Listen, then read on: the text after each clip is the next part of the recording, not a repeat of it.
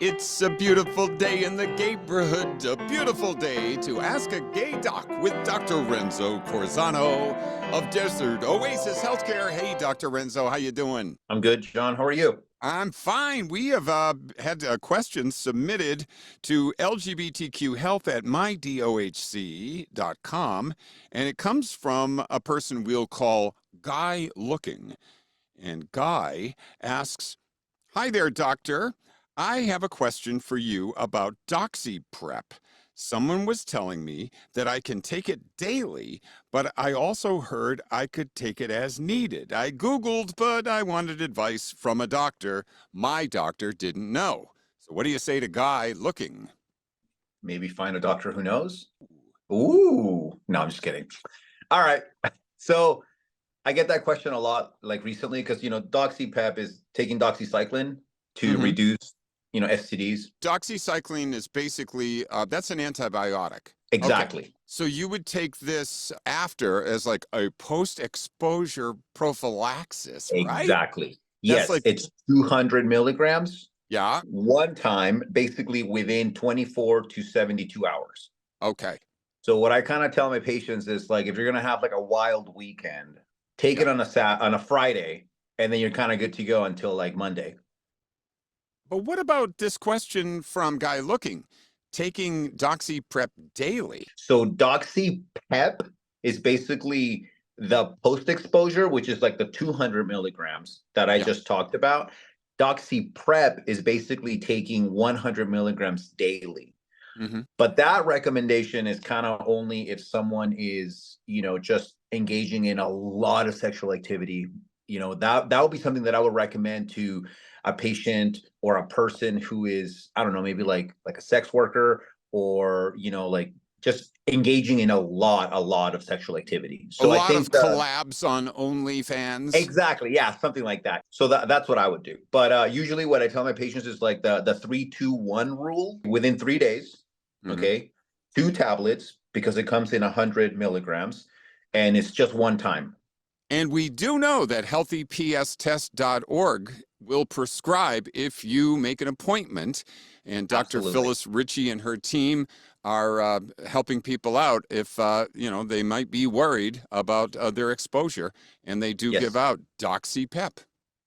So I do want to mention a couple things, okay? Because patients do often ask me, is it almost 100% kind of like PrEP is, Mhm. Descovy or Truvada?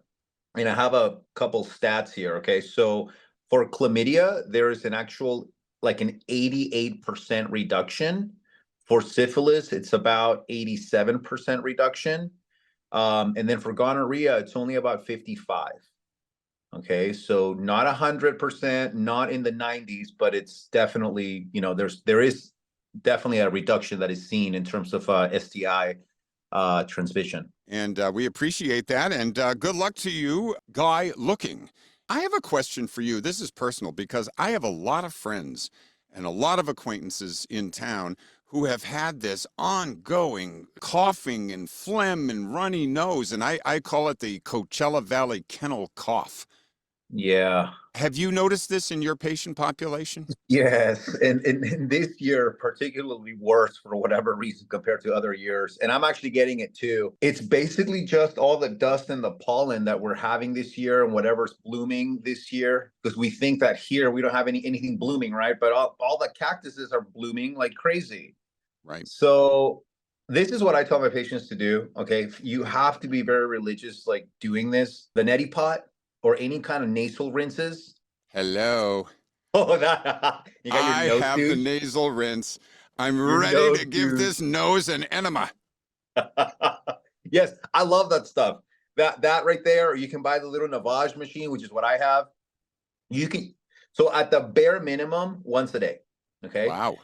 If you want to do it more than that, twice a day. And then I recommend people do that. And then on top of that, maybe get some Flonase, which is over the counter. But you want to not do the Flonase right after you do the nasal rinses, Mhm. because it won't absorb into your nasal mucosa. Okay, so you want to do your nasal rinse and then wait about an hour and then do your Flonase spray. And what about antihistamines? Taking cold and flu medication for this kind of stuff. Cold and flu medication, definitely not. I mean, if it is more of an allergic thing on top of what you need right now, on top of the nasal rinses and the Flonase, you can take like a daily Zyrtec too.